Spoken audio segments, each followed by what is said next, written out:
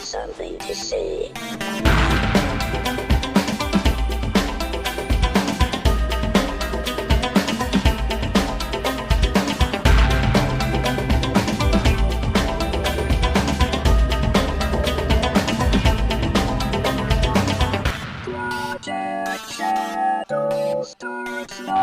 Hello everyone, and welcome to this episode of Project Shadow. My name's Charlie. You might know me better as sci-fi fantasy writer C.E. Dorset. And today I would like to talk about the Transformers, specifically Transformers Cyberverse, and one of its characters that is a bit interesting to me, which if you saw the title of this episode, you already know what I'm going to talk about. But before I get there, I'd like to talk a little bit about Cyberverse in general. Cyberverse is the current ongoing animated series for the Transformers. It's not the only one. They're doing a spin-off of Rescue Bots. I didn't watch the original Rescue Bots. It was a little young for me and my taste, so I'm not too well versed with it. And I haven't actually planned to watch its sequel series either, so I just felt I should put that out there. Cyberverse, though, is the main ongoing animated series, and it is an interesting one. It is a bridge into the new Transformers that Hasbro is putting together, where they're trying to be a bit more consistent with characters and what have you. The characters are all more reminiscent of their G1 interpretations in their appearance, with the exception of Bumblebee, who is a lot like the Michael Bay Bumblebee in that he also has the damaged voice box and speaks with audio clips that he gains from other places. Yeah. I'm not as keen on that. There are some things that I really like about the series, and some things that, as would be expected, I'm not too keen on. One, I have to say, I think it's beautiful. I think the animation style that they've gone for looks painted. It looks like a comic come to life. And I really enjoy, for the most part, the visual aesthetic that they've gone to for the series. It's reminiscent of what they did with Robots in Disguise, but distinct. And I don't know, there are moments that are just beautiful that I kind of wish there was technology to just easily screen print and make posters out of some images from the series. And given the prevalence of streaming in the future of technology, I think that might be a thing that comes about at some point. But especially when they realize that, oh wait, we can make money off of that? Oh, there'll definitely be a way for them to do that in future. The basic story is not unexpected if you've been following Transformers for a while. It is about the Autobots versus the Decepticons and the fight over the Allspark that apparently Optimus Prime stole and has gotten lost, and the Autobots have gotten scattered on Earth. We've gotten quite a few new characters introduced in the series. Some older characters that have been revived in very interesting ways, which we will be talking about in a moment. The basic conceit of the show, I think, is a problem, in that Bumblebee has lost his memory, and Windblade is helping him to retrieve his memories. So the show kind of bounces back and forth from, if you will, present-day events in some episodes, and other episodes are almost exclusively in Bumblebee's memory. And so the show, I feel like, has way too many flashbacks, and it makes the actual series feel way too disjointed for what they're doing. If they had set up a much more interesting mystery than Where is Optimus Prime, I think they might have done better. Mainly because that was kind of the plot of at least the first season, or first couple seasons, well, the first season of Robots in Disguise is that Prime had gone missing and nobody knew where he was. This series again picks up with that. I think they could have done something a bit more original, since the preceding series kind of used that as its conceit to get started, but I'm not going to complain too much. The characters, as I said, the art models they used for them really do resemble their G1 characters in a lot of ways. Starscream, Megatron, Optimus Prime all really look like their G1 counterparts, Thundercracker, and even Acid Storm, who was an unnamed character from the original G1 series, who later inherited a name and was given a toy and has appeared sporadically since. Now,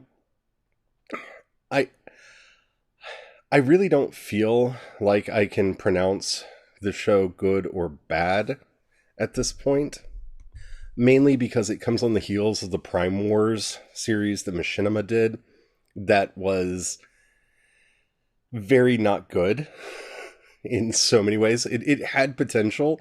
I think the storylines that they picked were interesting. Even the animation style, I think, could have been made to work for the show in a way that it just failed to do.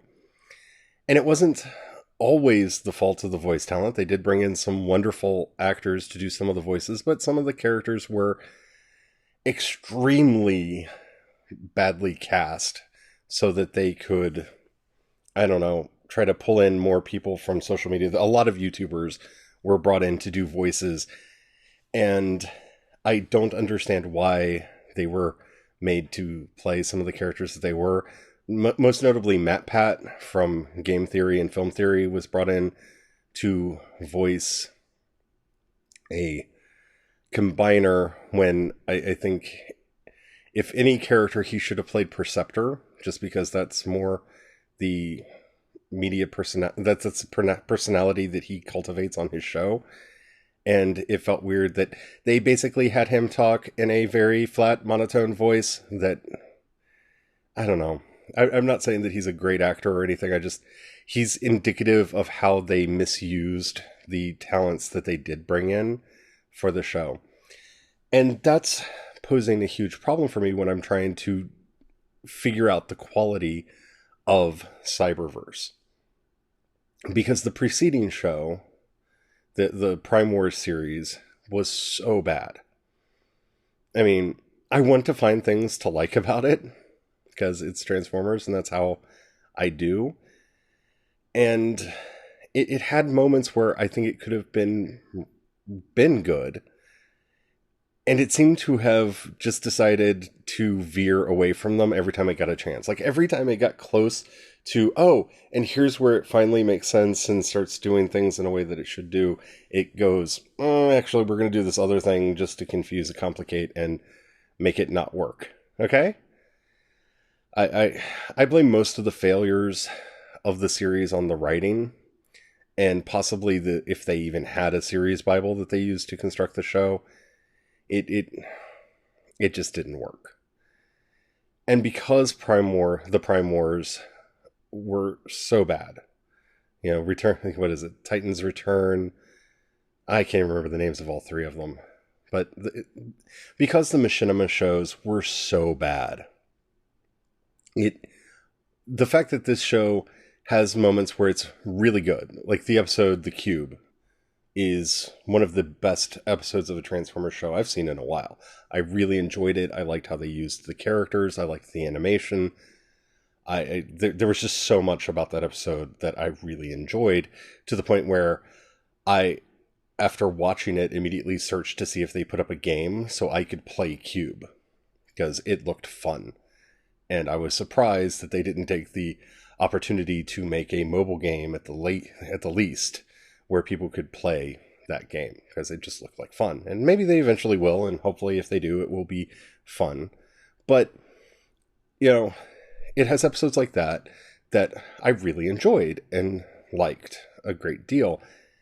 And there are other episodes, namely the very first episode of the series, that were just... I don't want to say trash, because they weren't completely bad, but their initial depictions of Bumblebee annoyed me so greatly. I debated whether I was going to continue with the series, but because they're 11-minute episodes, I pushed forward. And I advise you to do the same. The Bumblebee that you meet in the first episode is not the Bumblebee that continues to show up, while their depiction of Bumblebee is a lot more juvenile than I think even serves them. I don't know. I'm not a kid anymore. I'm 42 years old, but I have a feeling that, to me, the way they are writing Bumblebee is what an adult thinks a child acts like, and not what a child acts like. Which I know when I was a kid, when I saw things like that, I found it off-putting. But as he regains his memories, he becomes less annoying. And so that makes sense in some ways, that he was basically acting so utterly juvenile because he didn't know who he was anymore. So I am kind of willing to excuse some of that. I do wish that the actress who played Windblade would be a bit more dynamic in her performance. She feels, I don't want to say underwhelming, but one of the things that Dave Filoni has said about animation, and it's true, is that you really have to go all out for the performance to read through the animation. And were this in a live action show and we saw the actress, I don't think her voice would sound as flat as it does in the show, but because her emotion isn't pushed, especially as much as Bumblebee's is, it makes Windblade seem a bit too flat and uncharacterized in some ways. And they have that problem with a couple other characters. I do enjoy their take on Optimus Prime and Megatron, and the way that they have recast the war on Cybertron is interesting to me, and I think speaks a lot to our current political state. In some ways, Cyberverse has a lot to say about where we are in the United States right now, in a way that a lot of shows don't, which is something I don't expect from a Transformers series. And I find that refreshing, but it never gets heavy-handed, and it, so far at least to me, hasn't felt preachy. Starscream is, as always, a problematic character because I love Starscream, and the idea that he basically was running a gang called the Seekers prior to Megatron coming to power, and that they just kind of glommed on to Megatron, I do like, because it gives more motivation for Starscream as a character, that he was the one in charge, and then someone else is in charge, and he feels that, loss of power. All in all, it's been at least an enjoyable show. I'm hoping that once the writers get their footing, because it will get better. One of the biggest problems that I find with the show is that with its 11-minute time per episode, they have often more story that they want to tell than the 11 minutes will allow for. And so the stories can feel a bit rushed. And once they get used to writing an 11-minute story instead of a 22-minute story, I think that will wash out in the end. But it could use some tweaking. But all in all, it's not a bad show. So if you haven't checked out Cyberverse, it is... I'm watching it on Hulu. It's currently, all of the first season is up over there for you to watch. So definitely check it out and tell me what you think. Because I've wanted a good Transformers show that I could really fall in love with, and Robots in Disguise wasn't it. It wasn't a bad show. It was better than many Transformers shows that came out, and it was much better than the Titans Return and Power of the Primes and all of that thing that happened. But it never quite got me that much. Though I have to say, the Grimlock from Cyberverse is... it took some getting used to. But I think I like the way they're going with him. He actually reminds me a lot more of the Grimlock from the old Marvel comics than the Grimlock from any of the other iterations of the show that I've ever seen. And that's an interesting thing to watch for as well. All in all, if you haven't seen it yet, definitely check it out. But now that we've discussed the basic idea of Cyberverse, there's one character in particular I want to spend some time with, and we'll talk about that more after the break. If you've been watching the series, one of the characters that they introduced, first of all, this series, unlike any of the other Transformers series, has quite a few female characters in it. And that makes me happy on many levels. But the fact that the number of female characters feels much more on par with the number of male characters it's a welcome change for a Transformers series, because I've known many females throughout my life who have really enjoyed the Transformers and didn't see themselves in it because all they got was the pink RC. That's something that has changed over the years with more female characters being introduced. This is the first show that I really feels like they're on par. But the character of note here is Acid Storm. Acid Storm is a character that first appeared in G1 in kind of an off episode. They appeared as an unnamed seeker, an unnamed green seeker, who was charged by Megatron in preventing the Autobots from escaping Cybertron. And the one power that we see Acid Storm have in this episode is basically he fires his cannons into the clouds, creates an acid rain that harms the Transformers until they find a way to get past it. Like I said, the character was not named in the original series. Apparently, when they did decide to name the character was originally going to be named Rainmaker, but that didn't pass legal. In other words, they didn't feel they could get a trademark on it, and then they decided on the name Acid Storm. The character has appeared in comics and what have you, and in a weird coincidence on this, I went to give him some credit. They channel, who is it? Is it Brian Fahey? Oh, I couldn't have been more wrong. It's Chris McFeely on YouTube, who does the wonderful series Transformers The Basics. And if you are a Transformers fan or thinking of getting into the fandom, I highly recommend his channel. Recently did an episode on Acid Storm. So if you want more of the character's backstory and origins, I highly recommend that you check this out. It's Chris McFeely, McFeely, on YouTube. Check him out, or just search for Transformers The Basics, and you'll find a ton of videos. They're really good. They're really fun. Definitely you should check this out, especially if you're new to the Transformers and all of the different continuities are confusing to you.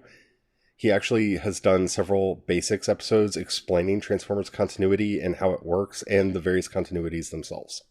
So, and a lot of really good character breakdowns. And the one that he did on Acid Storm this week was really good.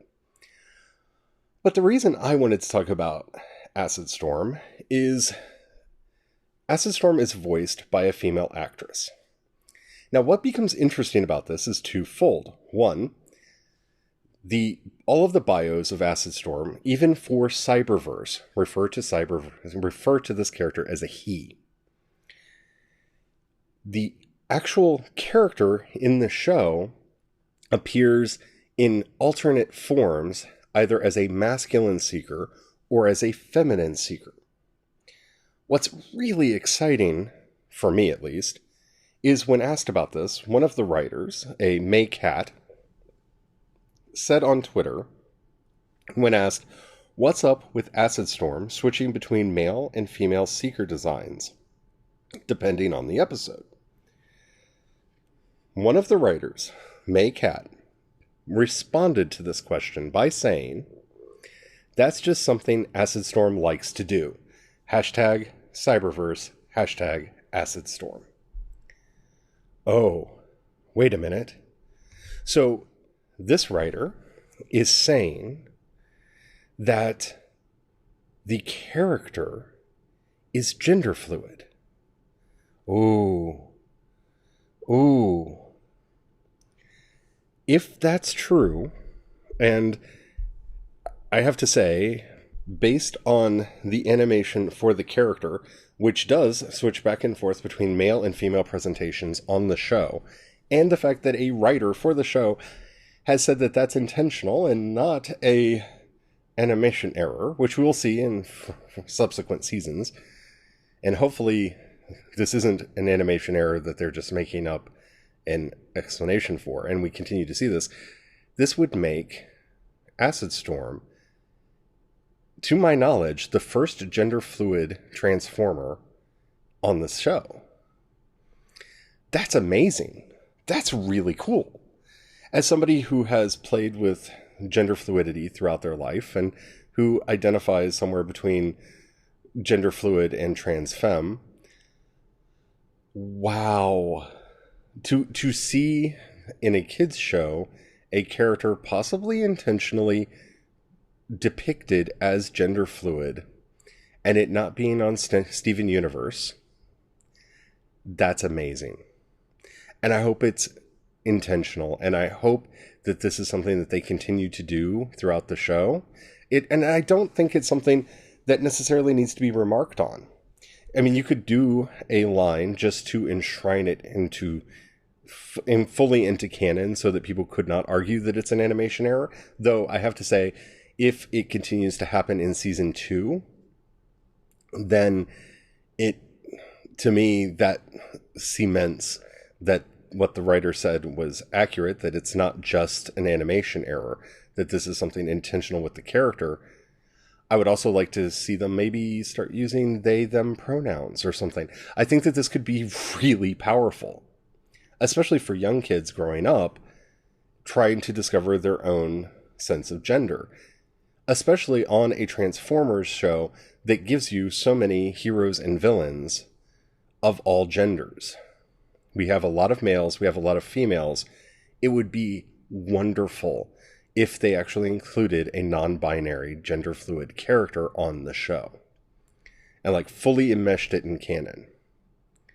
I don't know if they're going to do that, and we'll have to wait and see how that has happened.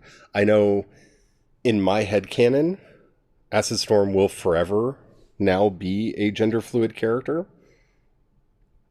And I'm really hoping that Hasbro doesn't step in and say, no, you can't do that. We're going to establish firmly, because we hired a female actress to play them, that the character is now female, or what have you. I really like this. I do so much. I don't want them to change the pronoun to she either. I don't mind it being he, because, well, a gender fluid person can identify as he, him, and sometimes present as feminine. That is a valid identity, gender identity. And that would be fascinating to see actually work out in the series. I don't know if Transformers will ever allow itself to make such a profound statement, though at least for the time being, I'm going to say that it has. I'm going to at least pretend that it has, because I know for myself growing up, I didn't have any real role models to look up for when it came to issues of gender. I knew that my own relationship with gender wasn't quite what it should have been, but I didn't understand what that meant. I thought that I was just acting girly, or I was just a sissy. And for the longest time, I self-identified as a sissy. And then later as a femme, when I came to know that term, that I was just an effeminate man. I didn't have this type of role model in my fiction. And while I would say that it's a shame that most of our LGBT characters that we get, as we get introduced into fiction, almost inevitably start out as villains, it's at least some form of representation. And I think it would be interesting to see how they play with this, especially in Transformers. I'm hoping that they stick with this. But for now, like I said, I'm going to run with it. Acid Storm forever. It really made me rethink the character and my relationship with various Transformers characters. Mainly because Starscream was always one of my favorites, because I felt that Starscream was, well, coded as queer. I still feel that they do that. And I believe in almost every incarnation of Starscream I've ever seen has been coded queer, even though that's not something that they have overtly said about the character. This is the first time I can think of that this sort of thing has actually happened. I do know that in the comics there are some same-sex relationships that are extremely abusive that we're not going to talk about, that have existed in the comics and in their universe. But to have a character that chooses sometimes to present as masculine and chooses sometimes to present as feminine is a wonderful thing for kids nowadays to grow up with. And I'm hoping that they stick with that. I really do. This is a moment for Hasbro to be brave, because our understandings of gender are growing and evolving, and the only people that would be offended by this are people that honestly probably don't want their kids watching a show about fighting talking robots anyway. I know that from growing up. The more religious people that I encountered didn't like that I watched shows like Transformers and He-Man and thought that they were the devil's work in general. So I don't know that you're going to win over much of that audience by not allowing a character to be gender fluid. I don't think that that's really an option set before you, but we'll see. So hopefully Hasbro will be brave. I'd love to know your feelings about Cyberverse. Like I said, most of my feelings are very mixed on the series. It's not that I'm not enjoying it. I think that I may be too old for it, and that always makes me sad, because it reminds me that I am getting older. But, for the most part, it's been an enjoyable show. I'm very excited to see where they take Acid Storm, and as a result of this, I'll definitely be checking out Season 2. So, if you like this show, and the app that you're listening to me on allows you to rate either this episode or this series in general, please do so. It tells the algorithm to share the podcast to more people, and that is a good thing. We've been growing immensely over the last couple months, and I just want to say thank you to all the new listeners. Hi. Thank you for spending time with me, and I would love you to actually get in touch with me on Twitter. I'm CE Dorset on Twitter. I would love to get to know you and find out why you listen to the show. If you got a buck you can throw my way, depending on the app, there will either be a button that says support, or in the show notes there will be a link that says support on Anchor. You can support at the $1, $5, or $10 levels. I don't get to set those are just baked into the system. That money helps me to continue to do the things that I do, such as, thanks to your amazing support, I was able to get Vellum so that the books that are coming out will look really, really good. It's an app, by the way. It's not like really stretched out calfskin. It's an app that helps make digital ebooks and paperbacks so that they are formatted well and look really, really pretty. And I'm excited to be able to use it soon with Crucify My Love coming out in the not too distant future. If you don't have the money, I completely understand that. Money's tight for a lot of us these days, but you could share me with others. That helps out a lot too. If you have any questions or comments, I would love to hear from you. Please go and download the Anchor app at anchor.fm and follow Project Shadow on there. Once you've done that, you'll see a button that says voice message. If you click that, you can leave me up to a 1-minute message. It can be a question, a comment, or a topic you'd like to hear discussed on the show. Keep it clean, and I might use it on the show. I do love hearing from you, and in the past I have done episodes based on those, and I really enjoy that, and I would like to do more. So please feel free to do that. Like I said, I've got a lot of stuff coming in the fiction side of things, so if you're curious about all that, you can find more about that over at ashdancer.com, or you can follow me and find links to everything that I do at projectshadow.com. Thank you so much for listening, and until next time, don't forget, have the fun. Bye.